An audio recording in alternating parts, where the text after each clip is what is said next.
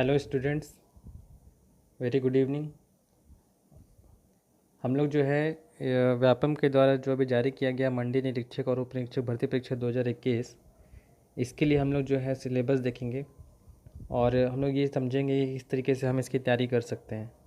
ठीक है, जैसा कि आप लोगों को मालूम है कि बहुत कम समय बचा है, हार्डली 1 मंथ बोल सकते हैं, जिसमें हम लोग को इसकी तैयारी भी करनी है, रिवीजन भी करना है, सब कुछ करना है। तो जो ध्यान देने वाली बात ये है कि हम लोग किस तरीके से कम मेहनत में, मतलब मेहनत तो ज़्यादा रहेगा, मतलब कम से कम समय में ज़्यादा से ज़्यादा मेहनत करके और मैक्सिमम मार्क्स कैसे हम लोग अचीव कर सकते हैं। तो इसके लिए मैंने ये वीडियो बनाया है जिसमें मैं आपको स्ट्रेटजी बताऊंगा कि किस तरीके से हम इसकी तैयारी करेंगे। ठीक है, तो चलिए हम लोग शुरू करते हैं। जैसा कि आप सबको मालूम है कि इसमें जो है सबसे पहला जो सब्जेक्ट होगा हिंदी। ठीक है, हिंदी से जो है 10 मार्क्स के क्वेश्चन आएंगे। इससे पहले मैं आपको बता दूंगी, जैसे यहाँ पे है जो कुल प्रश्न संख्या 150 होगी और उसके मार्क्स भी 150 होंगे। इसका मतलब ये है कि एक मार्क्स जो है वो एक क्वेश्चन पे डिपेंड होगा। ठीक है, तो जैसे हिंदी में अब 10 नंबर का आएगा। इसके बाद जो है आपका अंग्रेजी, अंग्रेजी भी 10 मार्क्स का है, मतलब 10 प्रश्न इसके भी होंगे। ठीक है, इसके बाद गणित जो कि सबसे इम्पॉर्टेंट होगा और यही जो होगा रैंक डिसाइड करेगा, क्योंकि देखिए हिंदी इंग्लिश ये लगभग सभी लोग बना लेते हैं, 10 में से 5 7 हर कोई सही कर लेता है। ठीक है, लेकिन गणित जो है ये गेम चेंजर हो सकता है। तो हम लोग देखेंगे कि गणित की तैयारी किस प्रकार से करनी है। ठीक है, आगे हम लोग इसको डिस्कस करते हैं, पहले सारे सब्जेक्ट्स को देख लेते हैं। इसके बाद जो अगला सब्जेक्ट इसका होगा वो है रीजनिंग। ये जो टोटल जो पार्ट है वो रीजनिंग का है। ठीक है, रीजनिंग में बहुत सारी चीज़ें आती है जो कि यहाँ पे शायद आपको समझ में नहीं आएंगी। ये जो मैं पढ़ाऊँगा आपको तो चीज़ें समझ में आने लगेंगी। ठीक है, इसके बाद जो है आपका एक सामान्य विज्ञान, सामान्य ज्ञान में जो है भारतीय व्यवस्था और संविधान, मतलब जो इंडियन पॉलिटी है। इसके बाद इंडियन हिस्ट्री और जो इसका राष्ट्रीय उद्यान, राष्ट्रीय आंदोलन है। ठीक है, उसके बाद छत्तीसगढ़ की ज्योग्राफी, इंडियन ज्योग्राफी, भारत की जो अर्थव्यवस्था है, बैंक वगैरह जो है, जो भी वर्तमान आर्थिक जो घटनाक्रम हुए हैं, ये सारी चीज़ें।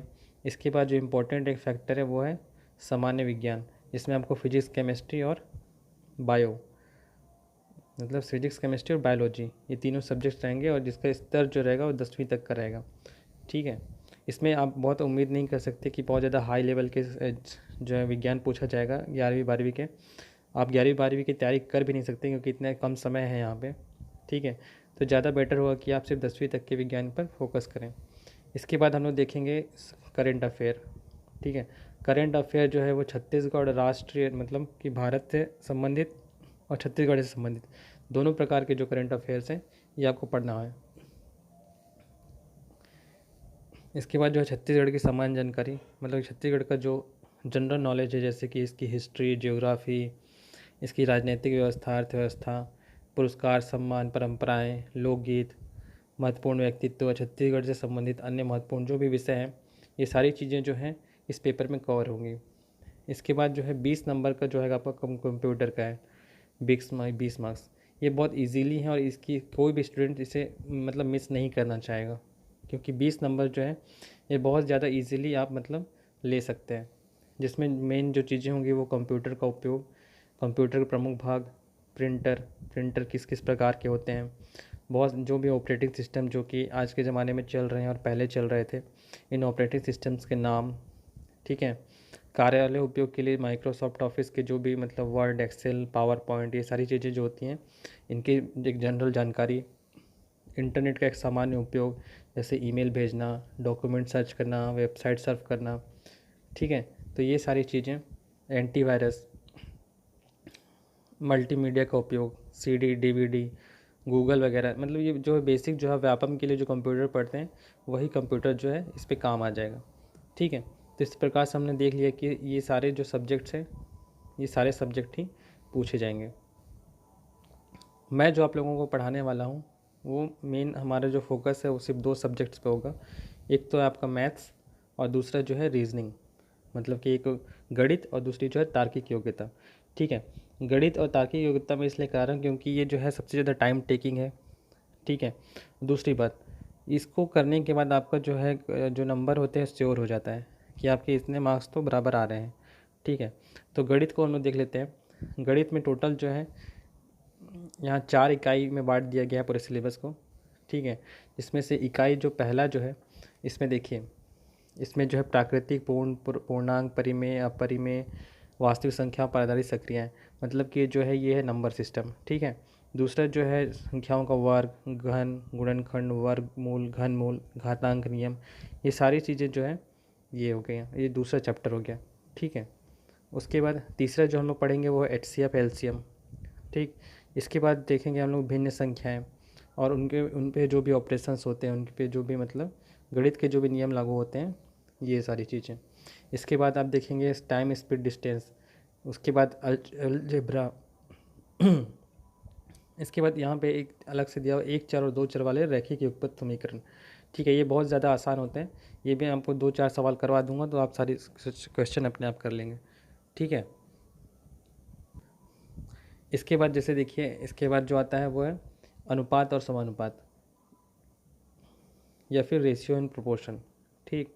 इसके बाद परसेंटेज। परसेंटेज में जो है आपका क्रय विक्रय मूल्य, लाभ हानि, ये सारी चीज़ें जो हैं आ जाएंगी। इसके बाद SICI। SICI के ज़्यादा से ज़्यादा एक क्लास होगा और उस एक क्लास में ही आप सारे जो हैं सारे क्वेश्चंस कर लेंगे।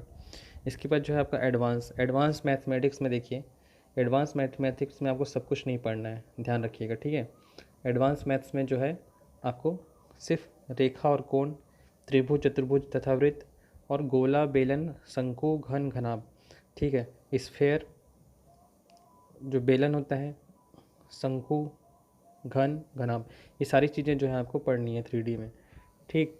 इसके बाद जब रीजनिंग पढ़ेंगे तो ये रीजनिंग का जो टॉपिक है, ये टोटल जब मैं आपको पढ़ाऊँगा उस समय पे हम लोग ज़्यादा, देखिए रीजनिंग में बहुत ज़्यादा मेहनत करने की ज़रूरत नहीं है, बस यहाँ पे चीज़ों को जानने और समझने की ज़रूरत है, क्योंकि सब कुछ जो है लॉजिक पे आधारित होता है।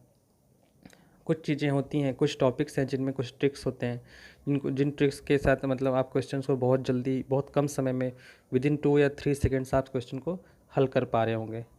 ठीक है। तो इस प्रकार से हमारा जो मेन जो एम रहेगा वो रहेगा मैथ्स और रीजनिंग के लिए। ठीक। तो मैथ्स से जैसे आपको मालूम ही है, मैथ्स से आपको जो है 30 क्वेश्चन पूछे जाएंगे। ठीक है, 30 क्वेश्चन। और रीजनिंग से आपको जो है 15। तो इस प्रकार से टोटल जो है 45 मार्क्स जो है आपका श्योर हो जाए।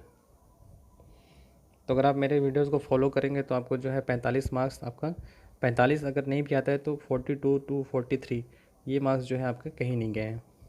ठीक है। तो चल हम लोग कल से देखेंगे, इसका पहला क्लास स्टार्ट करेंगे और मैं सारा डिस्कस करूँगा किस प्रकार से हम लोग जो है विदिन टाइम, मतलब 29 अप्रैल को अगर एग्ज़ाम है तो हम लोग 25-26 तक कर लें, ताकि हम लोग जल्दी जल्दी इसका रिवीजन भी करके इसे ख़त्म कर लेंगे। और इसमें जो ख़ास बात रहेगी मेरे से मतलब पढ़ाने में, वो ये रहेगी कि मैं आपको थ्योरी भी कराऊँगा। ठीक है। थ्योरी के बाद आपको जो है इस पर प्रैक्टिस भी हम लोग करेंगे। ठीक है। तो ठीक है, okay, thank you very much.